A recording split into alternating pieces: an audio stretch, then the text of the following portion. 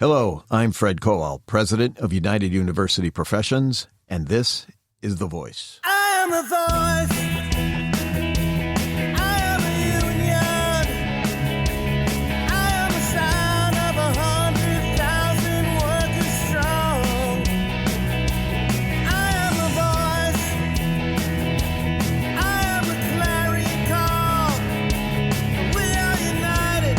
There ain't no one who can make us fall. I am a voice. The Voice podcast is a production of United University Professions, the nation's largest higher education union, representing more than 42,000 academic and professional faculty and retirees at state-operated SUNY campuses across New York State. UUP also represents employees at SUNY System Administration and SUNY Public Teaching Hospitals in Brooklyn, Stony Brook, and Syracuse. I'm Mike Lisi.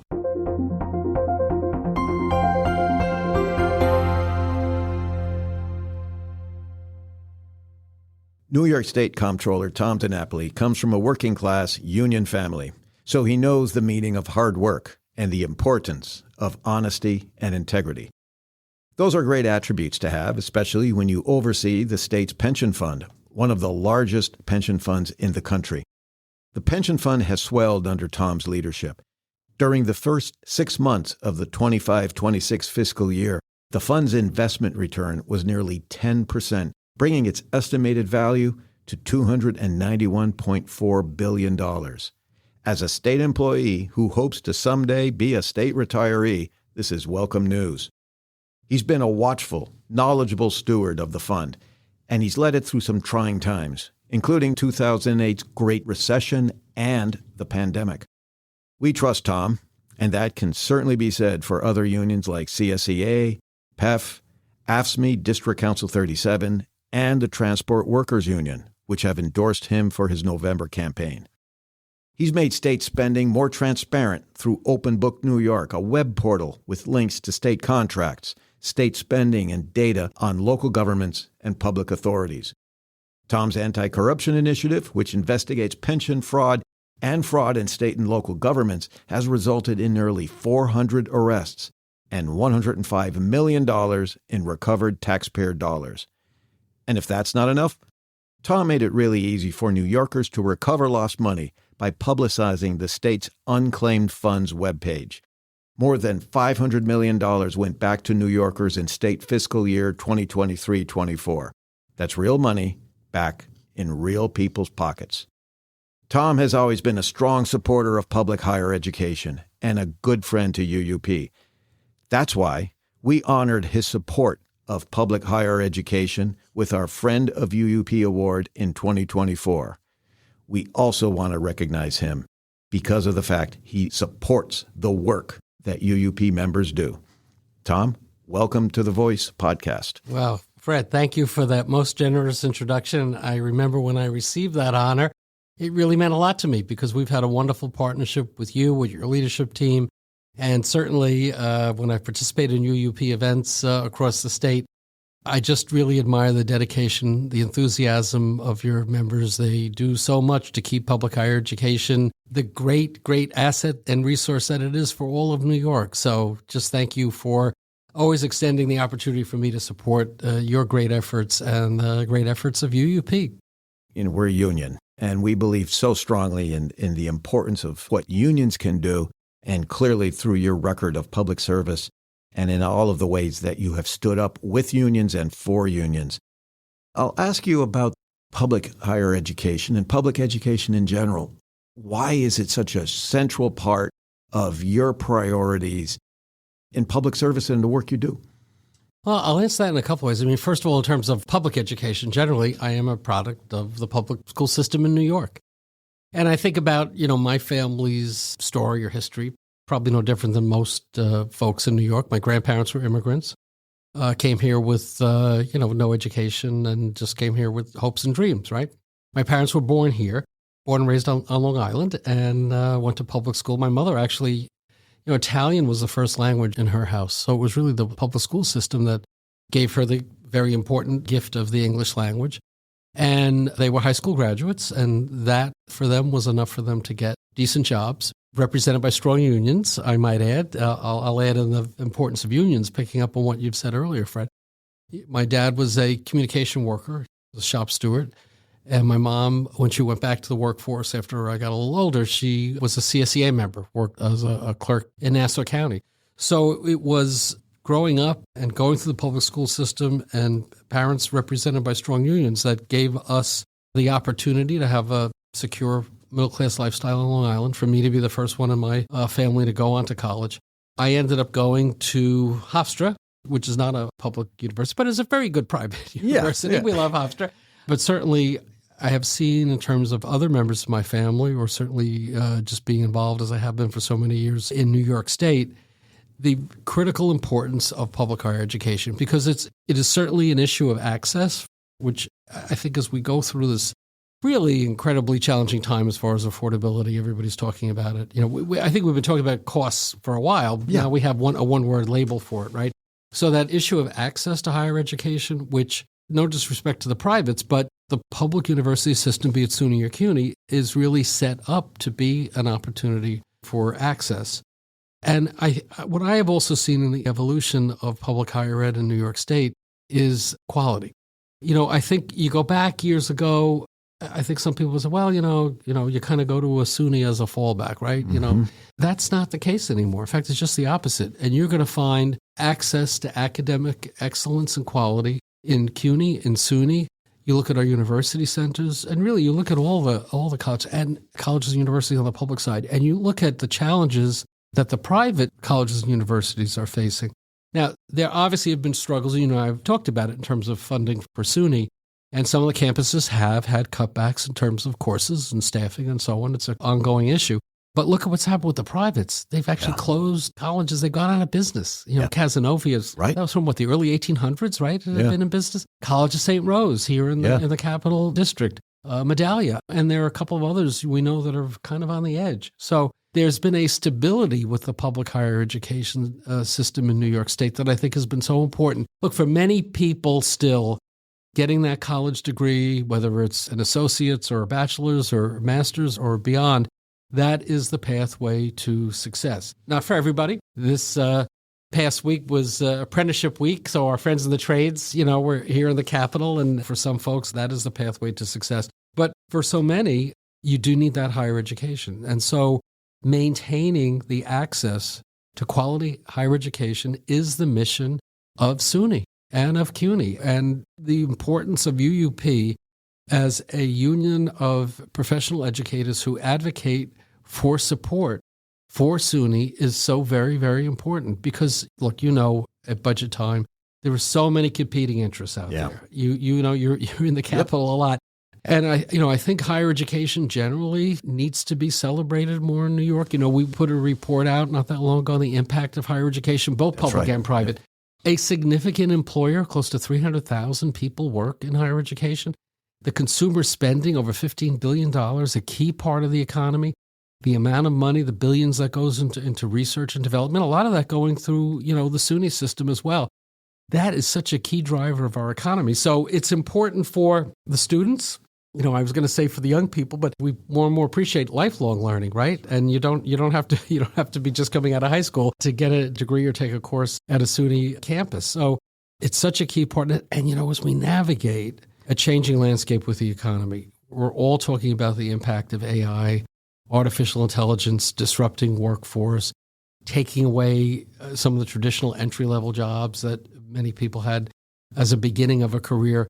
I think more and more having the credential, having the college degree is going to be important to some of those more higher skilled new jobs that may be created as part of the AI environment. So I just see a tremendous benefit at many, many levels for investing in public higher education. And I will point out, although I went to Hofstra, and as you know, Fred, I got my master's from the New School. I think, as you also recall, I did go to SUNY Stony Brook. Yes, you did.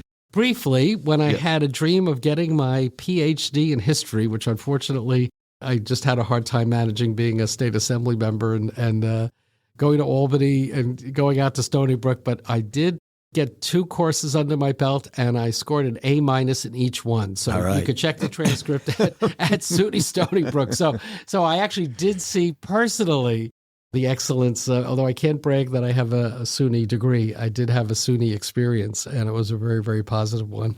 Yeah, as you were talking about, going to Hofstra, and I thought back, my undergrad was at a small liberal arts college. We would call them a comprehensive in SUNY. It was Western New England College. Now it's university. Everything's a university. Right. And then I got my master's in economics from American University, PhD at Albany, and it was the experience at University at Albany.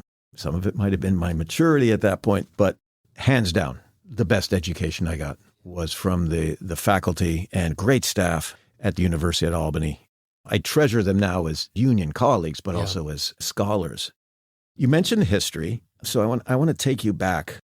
In my notes, I refer to you as a battle-tested state comptroller, and it started right soon after you became state comptroller. You were in office for less than a year, selected by a bipartisan legislature to replace the former comptroller, Alan Hevesy.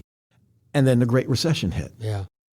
Can you tell us a little bit, what was that like when you were staring down? I mean, my son was working on Wall Street at the time, and he was telling me, and he was a young man, very young at the time, fresh out of college, and he was terrified by what they were seeing. Yeah. That he described it as being a situation where we were within days, if not hours, of a global financial collapse. Yeah.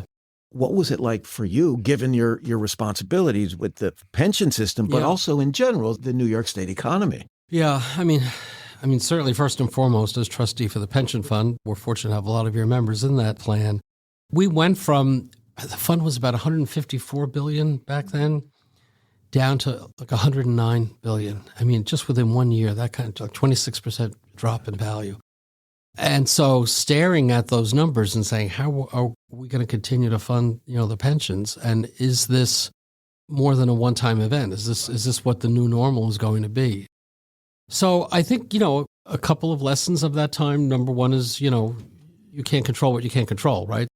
It was a global financial disruption that obviously a lot of it had to do with the mortgage crisis issue in the U.S., but you just had to fasten your seatbelt and not make any precipitous decisions or quick moves and have confidence that you are in it for the long haul, which we are as a pension fund, right? We're a perpetual investor.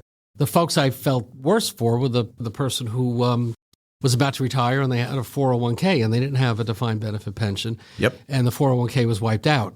What was the phrase is that your 401k became a 201k, right? And a lot of folks had to put off their retirement back then. So it was a reinforcement of the fact that if you really want to talk about retirement security, a defined benefit pension is the way to ensure retirement security. It is unfortunate that on the corporate side, so much of America has moved away from defined benefit pensions, which is why we have a retirement security issue, some would say a crisis in this country, for folks that, people that can live just on Social Security, and not everybody's able to save depending on what their, their income situation is. And the 401ks, I think that's still an issue today. If you hit your retirement years at a time when the markets are down, you're just not going to be able to retire.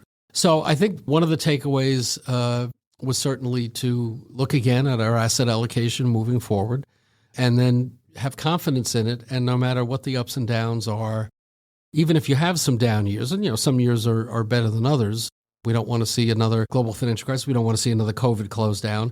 But when that happens, you still should be investing and not retreat from just being active, whether that's a public equity investment or a private equity investment, whatever it may be.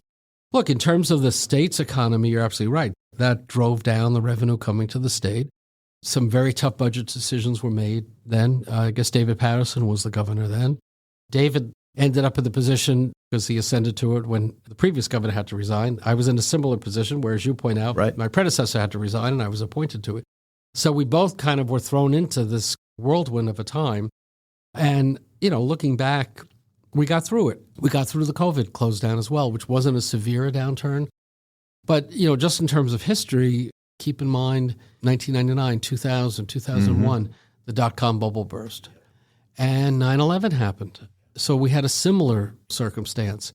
So I guess one of the concerns I have is it seems that every 10 years or so, we have a disruption, which is why, certainly in terms of managing the pension fund, we keep a priority on keeping the plan well funded, because the states that have run into real trouble with poorly funded pensions, or in the worst case scenario where they can't keep up with the funding, so Pennsylvania, for example, moved off of a defined benefit pension. They have like a hybrid, partial defined contribution, partial defined benefit.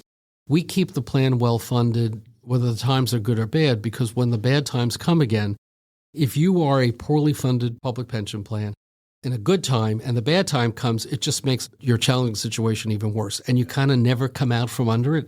Because we are well funded, and that's been our tradition, even when we come up to a global financial crisis or a COVID close down, we are able to weather it and bounce back pretty quickly. So even in the context of the numbers you gave earlier, you think back, we were 150 billion or so back then, dipped down to 109 billion, and now actually up to December 31st estimated, an update even on to what you said in the intro, we were like almost at $300 billion. And that's paying out benefits, Fred. Last year of $16.8 billion benefits paid out. So the fund is growing, even at the same time that the benefits we have to pay out are growing. We know in 2026, the world is complicated. Yeah. There's a lot going on right now that's impacting markets and will be for a while. We don't know for how long. But again, when people worry that, with the gyrations on the market, I say, look, we've been through some of this before. We're well funded. We're going to be able to weather it and just have confidence. And for your members and all public workers who are part of the retirement system, it is set up to be an all-weather plan. And we anticipate some years are going to be challenging, some years are going to be great, but it'll all balance out. As you know, our long-term investment goal is 5.9% return. Most public pension plans actually are closer to 7%. So we have a more conservative outlook. I have confidence, so whatever people may see as far as ups and downs in the markets, we've been through a lot worse. We'll be fine. We'll be fine. You get up in the morning, like I did yesterday, get up in the morning early, and BBC is reporting that the Asian markets have opened and stocks are tumbling. Yeah. Oil prices are soaring. And then President Trump came out, and because I had seen the BBC posting, I knew exactly what he was doing. He came out and said, oh, no, there's negotiations ongoing. Markets recover, oil prices crash. Today, with the attacks on Israel and other things ongoing, the markets are suffering, oil prices are back up. How do you navigate that kind of chaos in the marketplace? Yeah. Is that where your approach really bears fruit because it's almost steady as we go through the rough waters? I mean, look, when you're as large as we are, any large ship is very hard to turn. So if you want to make some major tactical shifts, by the time you actually were able to implement all of that, the dynamic would change all over again. So that's why you really have to do a very thoughtful asset allocation. You have to have a diversified portfolio. It's what most people do in terms of their own finances. I don't know too many people, if you're lucky enough to have money to invest, you don't put all your eggs in one basket, right, as the saying goes. So a pension fund is no different in that regard. And in fact, we have lessened slightly our investments in the stock market because of the volatility. The challenge for me, though, Fred, is the state plan, which is a little different than the state teachers and the New York City plans. We value our fund on March 31st, right? So the other plans value at the end of June. March has always been a difficult month. I don't know why. Last year was Liberation Day. Remember, the president announced at the middle of March and everything went down. It went way back up, but we got caught in the down. So last year we were at about a 5.84 return, just shy of the 5.9. Even you mentioned the global financial crisis.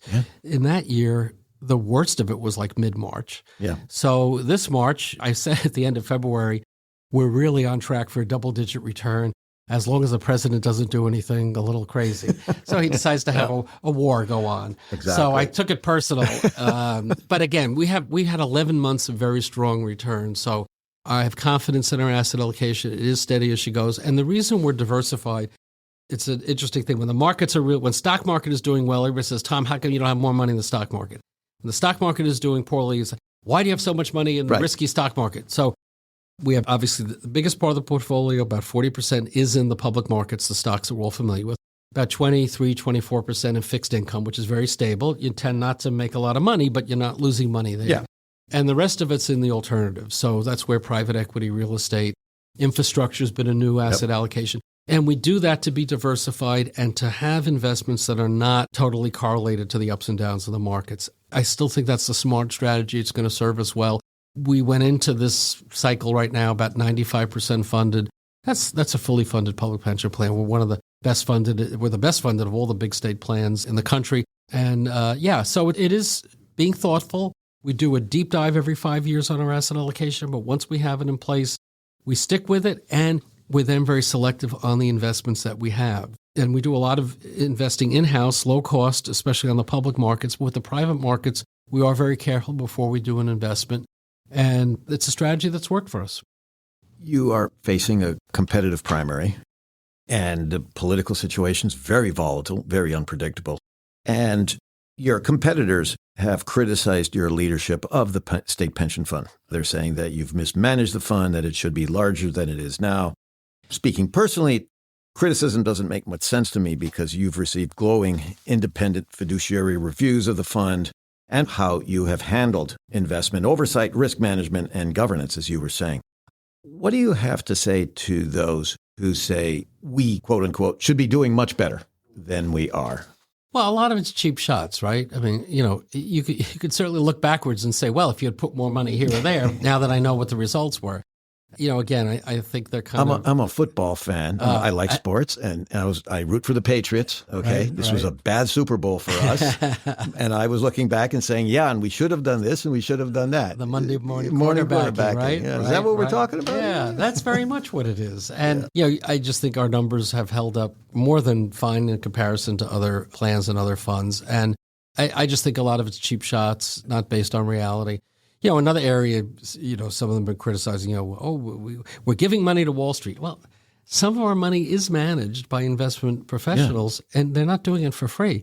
But when you look at our fees, the question is, are the fees reasonable? And that's where, you mentioned the independent fiduciary review, which showed that we are on par with our peers in terms of fees that are charged. There's another review which is about to be made public. We're regulated by the Department of Financial Services, DFS. It's also going to, I can preview, that it's going to say in terms of fees, very much reasonable in terms of how. So they're exaggerating and really they're misconstruing the numbers and they're playing with the numbers. I just hope most people don't fall into the trap of believing what they say just because they say it. They're just wrong, and I can stand by our numbers with a great deal of pride and assurance to the members of the system. The plan is well managed. We are well funded because we have a smart investment team, and we also have the fiscal discipline that at the end of the year, when we look at all the information, because it's not just the investment return, it's payrolls reflecting recent salary increases, it's longevity and mortality. People are living a lot longer, so we have to factor in the payouts are going longer. There's a big discussion on Tier 6 reform, fixing Tier 6, right? Some enhancements have been made in the past. Some more may happen in 2026. I think that's a fair observation. That also is going to increase some of our costs. But we're going to have the money there to pay for whatever the benefit level that the legislature and the governor come up with. So I think their criticisms are completely misplaced. We have always been a very strong supporter of yours, and I'm not going to pull any punches here, but does it worry you? Because it worries me that if someone who misleads in a campaign in terms of what the reality is, and then is put into a position, being state comptroller is not like being, no insult intended, a state senator or a union president. We're not entrusted with something so vast as the pension system. Does it worry you at all that an individual may get in there and take steps that could undermine what has been built as a very strong system? Because there are other big states, Illinois, for example. Prime example. Yeah. These pension systems can get into real trouble, and people will get hurt if the leadership is poor. No, look, it's one of the reasons why I chose to seek the position again. And I'm not saying I'm the only person in the world that can do the job. But I know we're doing a good job. I know we have a great team, not just on pension fund management, but on all the other responsibilities that we have. And certainly now that I see the folks that have been coming out of the woodwork to try to challenge me, and you know me well enough, I'm not a bragger or a boastful person. My mama raised me never to have a swelled head. She always said, you know better than anybody else, and don't forget it. And her voice has been in my ears all these years, even though she's long gone. But I look at what they're saying and who they are. They're folks who made their own money. They're not working class people. They're multimillionaires, and they're presuming to really disrupt the way we provide retirement security, like they know better because they made a bunch of money. I don't think they know any better. They're proposing changes in terms of managing the pension fund or what it would be used for, that it's almost like they're treating it like it's their little investment piggy bank, and it's not what it is. We have to keep in mind, and some of the choices we make, and you and I have talked about it, not everybody loves every place we put the money, but at the end of the day, we have to make the best judgments that we can, that we're securing the benefits for our members. We have 1.2 million New Yorkers who are part of this retirement system. And because we're so big, especially on the public side, the stocks, we're going to be invested pretty much everywhere. Yeah. Because a lot of our money is in index funds, right? That's A right. lot of Yep. folks have index funds, mutual funds. They don't even know what's in it. But we know that we're in these big index funds, which means you have broad exposure. Sometimes you're in companies that I may not personally want to be invested in, but if they are part of the index and they're making money and they're operating legally, it's like, we're not putting money in bogus operations. People may quibble about, as you know, the issues come about fossil fuels, as an example. Yep. And of late, there have been some other, or Tesla, right? There was a big move not that long ago. Divest from Tesla, it's like, I don't like Elon Musk. And when we, as a shareholder, we try to move these companies, we voted against Musk's pay package. We don't think anybody's worth $1 trillion. Maybe you're worth $1 trillion. Elon Musk is not worth $1 trillion in my book. But it is a company that has made money in the past. It's had its ups and downs. I think for a lot of us, the issue of electronic vehicles is part of the climate change issue. You got to give Tesla credit for having an important role there. So to divest from Tesla because we don't like Musk or we don't like his politics, I think that goes too far. I think it's more important, even when you have a company like that you have some concerns, stay at the table. You want them to be profitable. You want to press them to be better corporate citizens. You want them not to be playing in right-wing politics. Or frankly, left-wing politics. I don't really want them there to be all kinds of political judgments. That's why we have an initiative on disclosure of political spending by corporations as well. We want them to make money for us and for our members. You mentioned fossil fuels. Yeah. And in 2022, you restricted investments in 21 shale oil and gas companies because they had not proven that they were prepared to transition to a low-carbon economy. As you work to transition the fund's investment portfolio to net greenhouse gas emissions by 2040. Restricting investments in oil and gas because the companies are showing they are not ready to transition is obviously a very important issue to a lot of our members, to myself personally. Yeah. I mentioned my other work in the National Wildlife Federation. Sure. Can you give us an update as to how that's progressing? Well, we continue to monitor the numbers now. When you look at coal, shale oil and gas, tar sands, integrated oil and gas, there have been many more companies that we've restricted. When we say restricted, it's a combination. In some cases, it means we've not been invested in them and we're not going to. So it's like a do not buy list. In other cases, we had been investing in them and we're choosing not to invest in them anymore. So in effect, a divestment. In probably the biggest example of where we found a company falling short and not meeting what we call our minimum standards, Exxon, we sold off our actively managed shares in Exxon, but the parts that were still in the index fund, frankly, because it was a large stake, we did an economic analysis and it would have thrown the index out of whack had we got rid of all of Exxon. So it continues to be a process. We're completing a review now of utility investments. I don't know that there can be any additional divestments or restrictions. Utilities tend to be kind of on the front line of doing the right thing. And we all know there's a big issue now about access to power and electricity. Part of it's the affordability question. One of the real challenges now as far as that transition is this crazy set of priorities coming out of Washington. It's a big debate going on in New York now with the very ambitious climate goals that the state has. And the governor has said, we're not meeting the time frame. And there's a big debate about how do we adjust, do we not adjust. So many of the ways in which New York was hoping to promote more renewables, wind farms, solar, the Trump administration is gutting all the incentives that have been there for that. So here we are, we're trying to do the right thing as a state, we're trying to do the right thing as a pension fund, and we got national policy going totally the opposite way. So we're going to continue to monitor companies, and part of the strategy, we developed a climate action plan. That's where this all began. And we had an advisory committee that did not recommend divesting. They said you need a multi-pronged approach. In some cases, restrict or divest. with the companies you're still invested in, if you feel they're not doing what they need to do to disclose greenhouse gas emissions or comport with Paris, engage with them, press them, vote against their board of directors. And then the other piece that frankly we don't get as much credit for as I think we should, investing in opportunities, climate solutions. So we have put an allocation of $40 billion to go to climate solutions and sustainable investing. We've got about $28 billion out the door.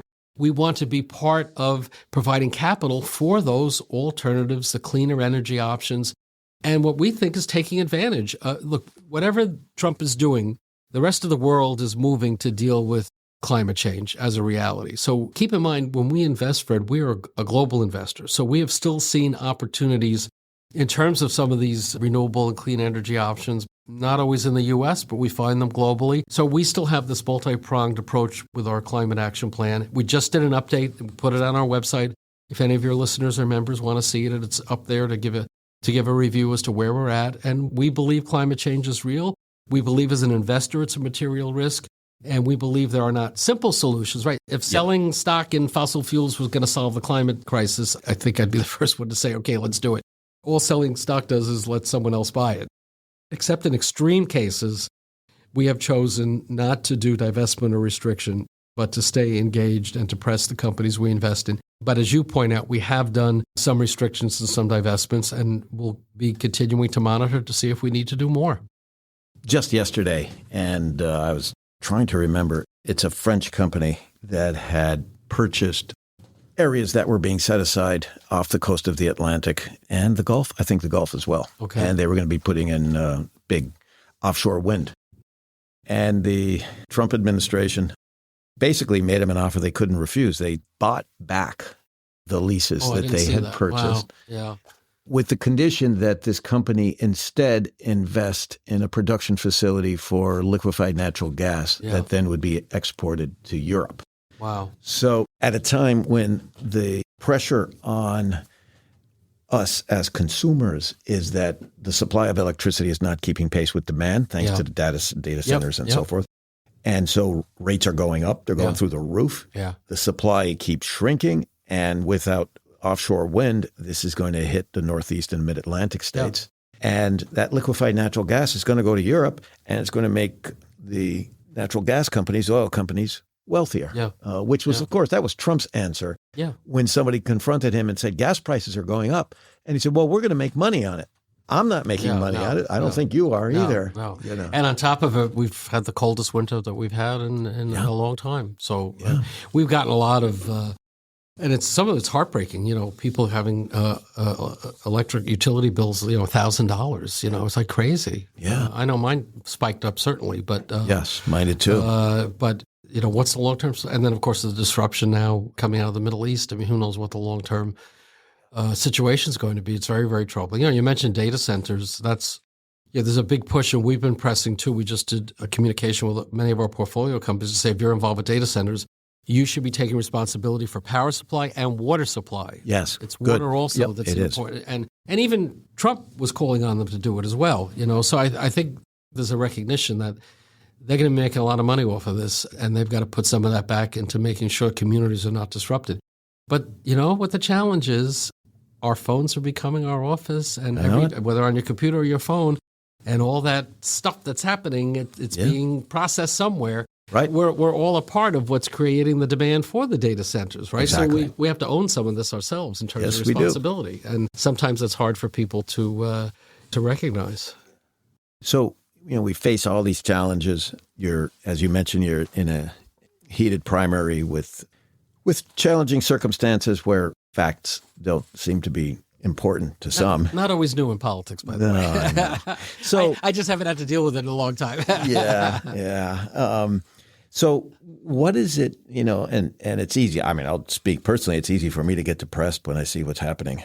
What keeps you going, and do you remain optimistic? You're a public servant. Your entire life has been public service. What keeps you going and keeps you hopeful? It's an interesting question because I am optimistic and I am hopeful, and I wouldn't have this as my avocation if I wasn't. I'm a bit older than I was when I first started on this journey. You remember the story. I ran for Board of Education at age 18. Yeah. I was a senior in high school. Had a lot of idealism coming out of the late 60s, early 70s, inspired by Bobby Kennedy and Martin Luther King and all that, all the movements going on, anti-Vietnam War, civil rights, women's movement. First Earth Day was when I was in high school. And I always had a sense that we can change the world for the better. And especially when and back then the world was spinning out of control, that we had to be engaged. And we've gone through some tough times and some good times since then. I kind of feel like we're going through a tough time again now. And I've always felt that it was important to be engaged in the fight, to be on the front line of the battle, to try to contribute to make things better. And I do think things will be better. Like I'm a person of faith as well. I just believe there is a plan out there somewhere that another hand is guiding us. Not always apparent which way it's going. But I feel, especially, for this position, and you kind of touched on it, having experience, having a proven track record, having a great team of people. One reason why I want to stay in the position, we put together a great team. Like you, I love the people I work with, right? Yeah. To me, this is not a job. If it was a job, I probably would say, time for me to take my pension. It's a privilege to serve, and it is, from my perspective, important for me to be engaged in a positive way to move our state forward in what little way that I can. I mean, look, the Comptroller, when I was a legislator, I had more, in some ways, direct role to change law, make law. I'm not the governor. I don't veto bills or sign bills, or, it's a totally different role. But our little piece of the world is still a very, very important one. So that accountability agenda with the audits that we do, with making sure the business of government functions, employees get paid, contractors get paid, nonprofits get their grants, local government get their grants, the pension fund, as we talked about extensively, the college savings plan, we administer the 529 college savings plan, putting out a report, as we just did, on the inadequacy of TAP and our need to have the tuition assistance program be kept up to current realities. I mean, those are ways we can move an agenda. And certainly, as we talked about a lot in this conversation, securing the retirements for 1.2 million New Yorkers. Hey, my mom was a clerical worker, and you've heard me tell the story. She used to love getting the statements from the state controller's office that said how many years she'd sit at the kitchen table, how many years she have in the system, what would it mean for her pension. And as you also may recall, my mom died while she was still working, right? So she never got to benefit from that pension. But I remember what it meant for her to know that in her golden years, there would be a pension there for her. And I always try to say to my folks, we talk the big numbers all the time, right? $300 billion here, 1.2 million. It's real people, real families, like my mother, that depend on what we're doing. And my dad, he worked, for old Ma Bell. They still had a defined benefit pension. And so when he retired, he had like 40 years in the company. He was able to stay in the house that he and my mom built after the war. And he's a veteran. He came back, he got married, started having kids. Built this house, and he was in there until he died at 92 because he had personal savings. He was a child of the Depression, very frugal. Social Security, thank you, Franklin Roosevelt and the Democrats at the time. And he had a defined benefit pension. It wasn't a big pension, but that three-legged stool, which was what so much of American middle class was built on years ago, he still had that. A lot of folks don't have that anymore. So I even say to our friends and colleagues on the public side, concerned about Tier 6 and all that, just keep in mind there are a lot of folks out there that don't have any pension. Yeah, that's right. So we want to enhance the benefits, but we also need to keep the plan well funded. It's that balancing act. So my job will be, when we see how Tier 6 is adjusted, we'll make sure we're making the smart choices on how we invest so we have the money to pay for the pension. Thankfully, we have a constitutional guarantee for the pensions, which is why UUP helping to lead the charge with NYSET and others to stop the Constitutional Convention a few years ago, which partially was an agenda to take away that guarantee. But my job is to make sure we have the money that, in fact, we can fulfill that guarantee. And we've done that honorably and we've done it effectively, and I want to continue to do that. So, I'm still hopeful. We're going to, you know what? This too shall pass with Donald Trump. I swear it will. Maybe not fast enough, but it will. And I look at New York. I can't say I've been to every state in the union, but New York is the best state to be a part of. The energy, the human resources, the talent, it's all here. Do we have our internal challenges and confrontations and disagreements? Sure, that's part of what being a New Yorker is about. It certainly spills into the politics. But at the end of the day, the New York team is a good team, it's a strong team. And the rest of the world looks to New York. We are going to lead the nation in working to build a more caring and inclusive society. I think that's what the New York ethos has always been about. I'm glad my grandparents came over from Italy and settled in New York, and we stayed in New York, and there are many other nice places to visit in the country, but I'll always be a New Yorker. Well, and New York is fortunate to have you in this position and doing the work that you're doing. It's been a pleasure, as always, just to have a conversation with you, but especially in this setting. Tom DiNapoli, State Comptroller, thank you for all that you're doing on behalf of UUP's members and all the workers in New York State, and let's hope you continue to do so.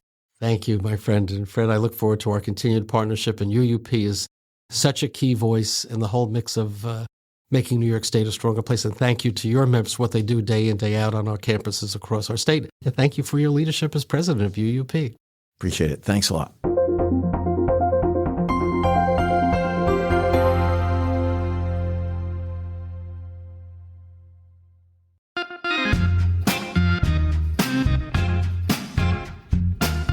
Welcome to Labor Look Back, where we take a look back at labor's storied past. From strikes and uprisings to dynamic union leaders and huge union wins, we'll cover it all. Here's a look back at labor history from the month of March.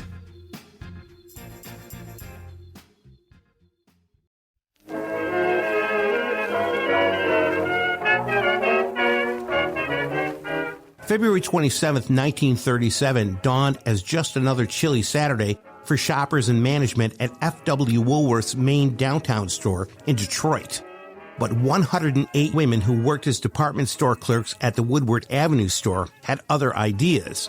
They were unhappy, and they had reason to be. The Woolworths women worked long shifts and pocketed just 25 cents an hour. Overtime pay? There was none, even though many of them worked over 48 hours each week. And they were expected to smile and engage with shoppers despite being on their feet for hours at a time. Their breaks were short, and they were constantly harassed by managers and others hired by the store to pose as shoppers. The women had a list of what they wanted: 8-hour shifts, a 10-cent per hour raise, and time and a half overtime pay. They wanted company-provided uniforms, seniority rights, and union recognition from a company that profited from hiring cheap, non-union labor. So they took a cue from the fledgling United Auto Workers Union, which just 2 weeks before waged and won a 44-day sit-down strike, the first of its kind, against General Motors. A sit-down strike is just what it sounds like. Workers would stop working, lock the doors, and occupy their workplaces, which gave workers the upper hand in getting management to consider their demands. The impact of the UAW strike was dramatic. Not only did UAW's membership jump from 30,000 to 500,000 in a year's time, within 2 weeks it set off a wave of nearly 90 sit-down strikes in Detroit alone. That, according to the Library of Congress. The Woolworth strike was one of them. Author Dana Frank, in her 2002 book, 3 Strikes, Miners, Musicians, Salesgirls, and the Fighting Spirit of Labor's Last Century, writes that the Woolworth strike began after Waiters and Waitresses Union of Detroit organizer Floyd Lowe walked in the store and blew a shrill whistle, the signal to workers that the strike had started. The Detroit News reported at the time, quote, "The jangle of cash registers stopped, and bewildered customers found themselves holding out nickels and dimes in vain, but not a girl tried to wait on a customer," unquote. The women were quickly ushered into a conference room to meet with the store manager, William Mayer. Mayer hemmed and hawed, promising he would consider their demands that following Monday if the clerks would just leave the store. They saw through his ruse, and they refused. In fact, they made themselves comfortable. Mattresses were delivered to the store by strike supporters. Family members delivered food and personal belongings, and the store's iconic lunch counter was used to prepare meals. Newspaper and radio reporters flocked to the store, where they found the women, some dressed in their Woolworths uniforms, laughing, smiling, and at times yelling out a chant that mocked Woolworths heiress Barbara Hutton, a well-known socialite who lived a notorious lifestyle. The media and the public fell in love with Woolworth's defiant, quote, working girls, unquote, who knew the press coverage protected them from arrest. The situation was already a huge public relations nightmare for Woolworths. Sending in police to drag the women from the building would make things that much worse. Still, management refused to negotiate, which prompted a sit-down strike at a second Detroit Woolworths store and a threat by the Waiters and Waitresses Union to call for a national Woolworths strike if management didn't negotiate. On March 5th, 7 days after the strike began, Woolworths management crumbled. Employees got a 5-cent an hour increase and time and a half pay after a 48-hour week. The company also agreed to provide uniforms and launder them for free. The strike's success was magical. Copycat strikes broke out at retail stores all over the country. The 1937 Broadway musical Needles and Pins was spurred in part by the Woolworths strike. Quote, "That was the brilliance of it. It wasn't some mythical superheroes who had pulled it off," Frank writes, but regular young women with no experience of striking, let alone of occupying a major chain store 24 hours a day for 7 long days. They took on one of the biggest corporate powers of their time and won big, inspiring hundreds of thousands of other ordinary sales clerks, and who knows who else, to stand up or sit down for their rights to claim a living wage. Victory was sweet but short for the working women of the Woodworth area Woolworths. They lost their union contract just as it came up for renewal in October 1937. Management replaced workers who left the store with anti-union workers who had no interest in fighting for a new contract.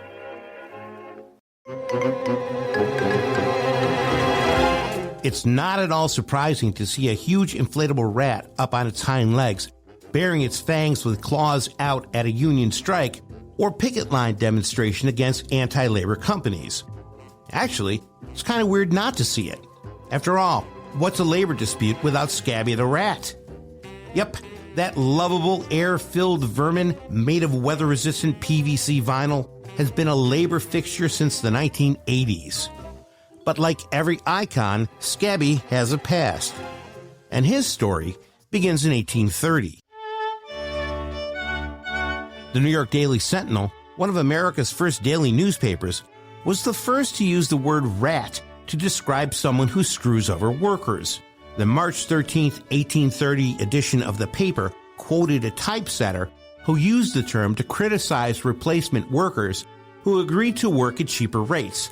That according to a 2011 American Dialect Society listserv post. The quote is, "While the master printers fill their offices with boys and 2/3 men, alias rats, it will be difficult to find a remedy." The listserv also cites W. Savage's Art of Printing from 1841, which offers its definition of rat, quote, "A compositor or pressman who execute work at less than the regular prices. He is despised by the rest of the workmen," unquote. During the first half of the 20th century, striking unionists relied mostly on signs attached to wooden handles, huge cloth and paper banners, body sashes, buttons, body billboards, and similar items to send their messages to management. Scabby didn't make his debut until the late 1980s. Bueller.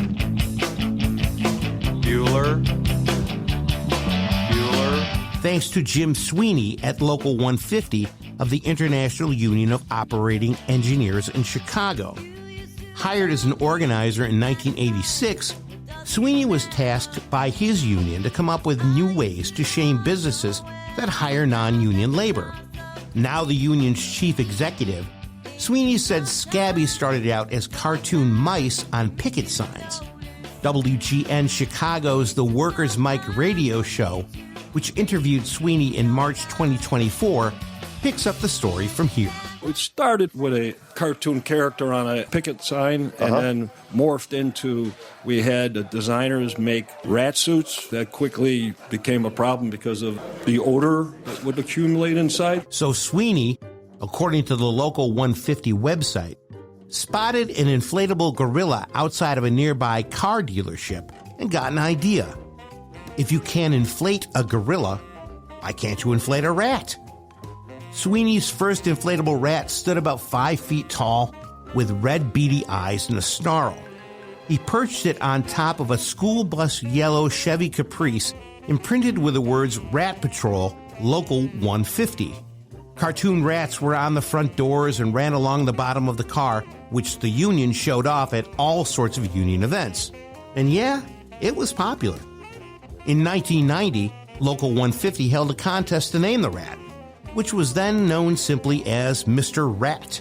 The winning entry, Scabby the Rat, a jab at scabs, or basically anyone who crosses a picket line to go to work during a strike. Scabby looks a lot different and a lot more sinister these days. He's still got red, beady eyes, but his fangs are bigger and his claws look like they're ready to shred. The Ohio-based Inflatable Images, which claims to hold trademark rights to the real Scabby, sells the inflatable rat in 12-foot or 20-foot sizes. The Associated Press reports that the air-filled critters can sell between $8,000 and $20,000 each. Scabby is also a pop culture darling. The pneumatic rodent made a cameo appearance during the 4th season of HBO's mob drama The Sopranos in 2002, and the big blown-up rat is also protected under the First Amendment, thanks to a series of National Labor Relations Board decisions that culminated with its 2021 ruling that displaying Scabby was not confrontational, threatening, and coercive. The effect that Scabby has on rat contractors still amazes me. You just hate to be shamed like that, and Scabby does a great job at shaming them. And now here's Fred with Kowal's Coda. I'd like to return to a practice that I utilized earlier in our history of Doing the Voice podcast, and that is to recommend a couple of books to you all, faithful listeners. At this time when our nation, yes, is at war, I recommend highly. Actually, it's a trilogy of books. I'm presently reading the 3rd volume of Ian Toll's trilogy on the Pacific War, World War II, that is. This one is called Twilight of the Gods, War in the Western Pacific, 1944 to 45. It is an incredibly well-written, historically accurate description of the incredible destruction of that war between the Empire of Japan and, for the most part, the United States, but also our allies, the Chinese, the British, Australians, New Zealanders, and others.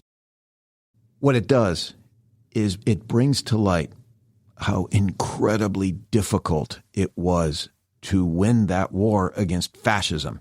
Not just the obvious lives that were lost and the destruction, but the incredible commitment of those who were in the waters and on those islands, fighting desperately, oftentimes without the proper equipment and without food, without water. Water was a real issue. And to hear today how the leaders of our nation joke about war and talk about leveling countries. You never heard that from Franklin Roosevelt. You heard about a commitment to freedom, the 4 freedoms that Franklin Roosevelt talked about. And as you read Ian Toll's trilogy, what you sense throughout is the intense commitment on the part of flawed leaders, as they were, both military men and the president, as they stumble to find the right strategy and tactics. But you also sense the incredible courage of the men and women who were on those islands, on those ships, in those planes, risking their lives for freedom, to stop the spread of fascism. And to see the development in our own nation right now of an authoritarian streak in our leadership. Clearly a man, Donald Trump, who has said he can do anything. He has even said, I run the world. That's what we were fighting against in World War II. That's what my dad's generation fought against, and so many others. And the whole purpose was to maintain democracy and to bring it to where we could, but more than anything else, eliminate the threat to our democracy. So do yourself a favor. Pick up the trilogy that Ian Toll has written on the Pacific War. And there are other great historians who have done similar works on the war in Europe. And it gives you a sense of the cost that was paid, immense cost, not just in the casualties, but long-term emotional and psychological costs. You get the sense as to why there was this cost when you read the stories of these battles and the struggles at home, too, for the people who lived through it. The second book that I would recommend, again, really appropriate given where our world is right now, is written by a UUP member, a colleague, Robin Wall Kimmerer, Dr. Robin Wall Kimmerer, Professor Emeritus at the Environmental Sciences and College of Environmental Sciences and Forestry out in Syracuse. The book she wrote, it's a classic work. It's called Braiding Sweetgrass. And the book is about our connection to nature, whether we want to admit it or not, and how necessary that connection is. It was written a little while ago, but the need for that connection, now more than ever, is apparent and crucially needed. Some have argued for many, many years, including Kimmerer, that being in the natural world is healing. It brings you balance into your life, and you read these pages, you will be convinced of that reality. I hold out the hope that as we all look towards spring and summer to follow, we will be spending more time outside in public lands, and hopefully that will be a place where we can come together as community, because our nation is torn apart and we need to heal. And I don't know how or when that healing will take place, but it has to start soon. And I can't think of a better way to do it than to understand history and the cost that has been paid for our freedom, for all of our freedom, and then to come together as a people in the healing places of nature so that we can go forward as a nation and a society. Thank you. Good night and good luck. When it's time to speak truth, the power, my friend, join a union, you understand. The Voice Podcast is a production of United University Professions. You can find UUP on Facebook, Instagram, X, and Blue Sky at UUP Info. UUP is on the web at uupinfo.org. This episode was produced by Mike Lisi, UUP's Communication Director. Lynn Alderman is Associate Producer. UUP President Fred Kowal is host of the Voice Podcast. Special thanks to the Workers' Mic podcast, which airs from 8 to 9 a.m. Sundays on WGN Chicago Radio. You can hear the show on demand at wgnradio.com/The Workers' Mic. You can download the Voice Podcast theme for free at uniteduniversityprofessions.bandcamp.com. Thanks for listening.